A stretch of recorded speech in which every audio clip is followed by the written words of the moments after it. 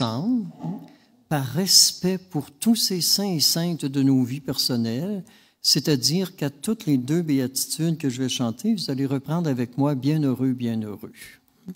Et en même temps, je vous invite à peut-être vous choisir une béatitude. D'en choisir une qui nous semble plus facile, qui me semble que c'est dans ma personnalité. Puis on la développe. Et je vous garantis une chose, c'est qu'en développant une, toutes les autres se développent automatiquement. Le Seigneur soit avec vous. Évangile de Jésus-Christ selon saint Matthieu. Bienheureux, bienheureux, bienheureux, bienheureux.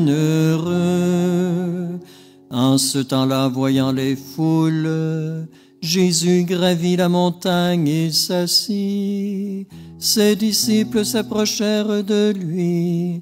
Alors, ouvrant la bouche, il les enseignait. Bienheureux, bienheureux,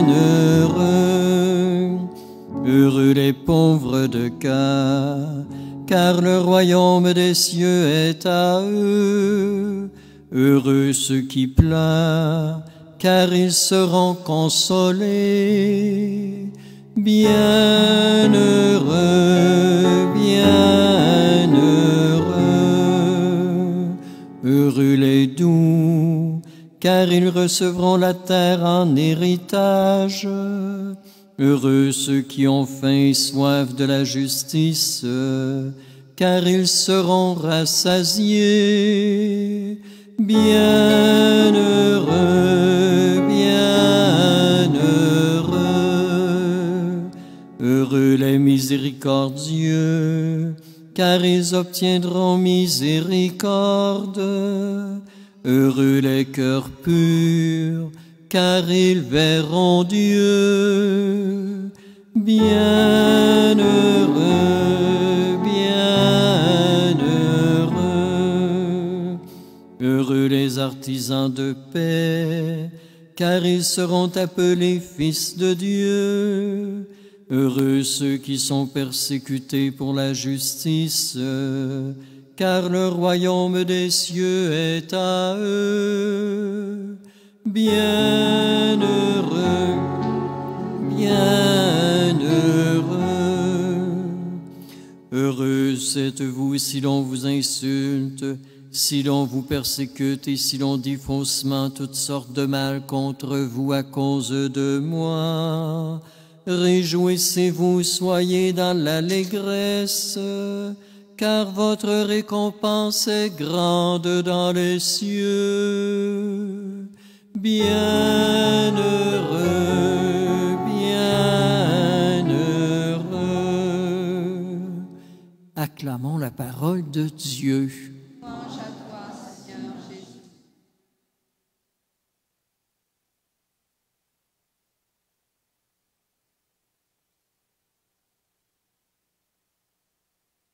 Dans une très belle lettre exhortation apostolique écrite en 2018, le pape François nous interpelle sur la sainteté. Il nous invite à découvrir la sainteté chez les gens autour de nous. Il écrit « J'aime voir la sainteté dans le peuple de Dieu, chez les parents qui éduquent leurs enfants avec amour, chez les femmes et les hommes qui travaillent pour apporter le pain quotidien, chez les malades et les personnes âgées qui continuent de sourire. » Il écrit aussi « Nous sommes tous appelés à être des saints, en vivant avec amour et en offrant un témoignage personnel dans nos occupations quotidiennes. » Trop souvent, dit le pape, on voit la sainteté uniquement chez les gens qui font des miracles. La sainteté, elle est un don de soi dans l'amour. La sainteté, elle est joie de vivre et de servir malgré les contrariétés de la vie. La sainteté n'est rien d'autre que la charité pleinement vécue. Par exemple, écrit-il, une dame va au marché pour faire des achats. Elle rencontre une voisine et commence à parler. Et là, les critiques arrivent. Alors cette femme se dit, non, je ne dirai pas du mal de personne. Voilà un pas vers la sainteté. Ensuite, elle arrive à la maison, elle est fatiguée. Son enfant a besoin de parler alors qu'elle aimerait bien se reposer. Elle s'assoit à côté de lui, puis l'écoute avec affection. Voilà un autre pas vers la sainteté. Elle connaît un moment d'angoisse, elle se souvient de l'amour de Marie, prend le chapelet et prie. Voilà un autre pas vers la sainteté. Elle sort après dans la rue, rencontre un pauvre, s'arrête pour échanger avec lui avec beaucoup d'affection. Voilà un autre pas vers la sainteté. Je suis toujours avec le pape. Et dans cette exhortation, il enchaîne ensuite avec un long commentaire d'une 60aine de pages sur les béatitudes. Alors, je vais essayer de résumer chacune des béatitudes pour nous permettre justement d'en choisir une à développer dans notre vie. Alors d'abord, le mot « bienheureux ». Le mot « bienheureux », c'est un mot qui veut dire « heureux qui s'appuie sur Dieu ». Heureux qui s'est resté debout au cœur d'une épreuve. On a aussi dans les évangiles Jésus qui utilise le mot « malheureux », entre autres dans les béatitudes de Luc, et souvent Jésus dit « malheureux, vous scribes et pharisiens ». Alors Jésus ne souhaite pas du malheur quand il dit « malheureux ». Il dit, et je crois que la meilleure façon de saisir le mot « malheureux » dans l'Évangile, c'est Marc Favreau, dans son personnage de Saul, lorsqu'il disait « pauvre de petit moi alors ». Malheureux, c'est pauvre toi qui ne compte que sur tes propres forces. Alors la première béatitude nous invite à devenir des pauvres de cœur. Des pauvres de cœur, c'est des gens qui sont conscients de leurs limites et qui comptent beaucoup plus sur Dieu que sur eux-mêmes pour vivre leur dépassement. Les pauvres de cœur, par conséquent, c'est ceux qui voient les besoins des autres autour d'eux et qui sont prêts à rendre service. Les pauvres de cœur, c'est une béatitude qui nous rapproche de l'humilité, qui est la mère de toutes les vertus. Heureux les doux. Les doux, ça, c'est ceux qui ne partent jamais en guerre. Les gens qui sont toujours prêts à ravaler plutôt que de dire des paroles ou poser des gestes qui vont devenir blessants pour les autres. Toute leur vie devient une victoire et les doux sont des gens respectés parce qu'ils n'ont en eux aucune agressivité, du moins apparente. Heureux les affligés. Les affligés, c'est ceux qui savent rester debout au cœur d'une épreuve, des gens qui trouvent leur force en Dieu aussi, mais qui ont fait en sorte que leur épreuve devienne une école de sagesse. Parce qu'on dit qu'il faut avoir beaucoup souffert pour comprendre la souffrance des autres.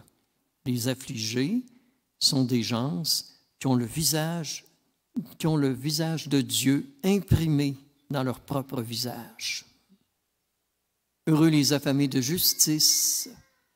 Les affamés de justice, c'est ces gens qui portent la préoccupation des plus faibles, des gens qui reconnaissent les gens dans le besoin et qui sont capables de leur apporter du soutien, puis de l'affection. Parce que bien souvent, les personnes qui souffrent, ce dont elles ont le plus besoin, c'est qu'on les considère, c'est qu'on les regarde avec affection. Miséricordieux, 2 mots, misère, corde. Corde est un mot grec qui veut dire cœur. Les miséricordieux, c'est ceux qui regardent la misère des autres avec leur cœur. Ceux qui sont capables de ne jamais juger. Les cœurs purs, c'est ceux qui ne cherchent pas leur intérêt personnel, mais qui cherchent toujours à vouloir bâtir la communauté où il fait bon vivre. Les artisans de paix. Les artisans de paix, je dirais, c'est ces gens qui vivent dans l'absence des critiques et des plaintes. Il n'y a rien de plus désagréable à fréquenter que les chialeux, les revendiqueux. Alors, ces gens-là, ils ne sèment pas la paix autour d'eux. Or, la paix, c'est dans notre façon d'être en communication avec les autres aussi. Et là, je pense à Saint Philippe Néri. Saint Philippe Néri, dans les années 1500, il a fondé une communauté religieuse à Rome. Et un de ses fils spirituels devient pape. Alors, c'est devenu très impressionnant de dire aux autres, moi, mon guide spirituel, c'est Philippe Néri. Alors, il y a une grande dame de la société qui s'en vante partout, puis qui va se confesser à Philippe Néri tous les jeudis. Alors, elle s'accuse à toutes les semaines de faire de la calomnie puis de la médisance, puis ça n'a pas l'air à déranger bien gros. Alors, un jour, Philippe lui dit, « Ma bonne dame, je vais vous donner une pénitence assez spéciale cette semaine. Vous allez prendre une poule, vous allez aller vous promener dans la ville, puis vous allez semer les plumes. » Bon, correct. Il veut m'humilier un petit peu. Fait qu'elle fait ça.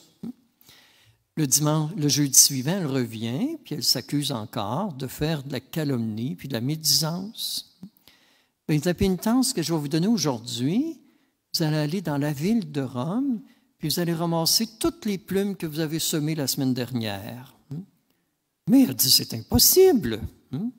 Et justement, c'est impossible de voir tout le mal qu'on fait aux autres quand on fait de la calomnie puis de la médisance. Alors, l'histoire raconte qu'au lieu de changer ses façons de faire, elle a changé de confesseur. C'était moins compliqué. Alors, voilà les artisans de paix, ceux qui sèment la paix dans leur façon d'être, dans leur façon de parler. Alors, tout ceci étant dit, il y a les persécutés, que j'oubliais. Les persécutés, c'est ceux qui ne craignent pas d'être minoritaires dans une société de plus en plus laïcisée, qui ne cachent pas leur nom chrétien. C'est une grâce, d'ailleurs, d'être minoritaire, parce que quand on est minoritaire, on est plus enclin à se rendre solidaire des autres. Alors, comment devenir un saint? Par l'une ou l'autre de ces béatitudes. Mais comment devenir un saint? Je dirais que c'est en voyant vivre des saints autour de nous. C'est en identifiant des gens autour de nous qui sont inspirants sur Dieu dans leur attitude. Comment devenir un saint? La deuxième étape, c'est de vouloir nous-mêmes devenir inspirants pour les autres, de vouloir nous-mêmes devenir une interpellation vivante pour ceux qui nous entourent. Et comment devenir un saint?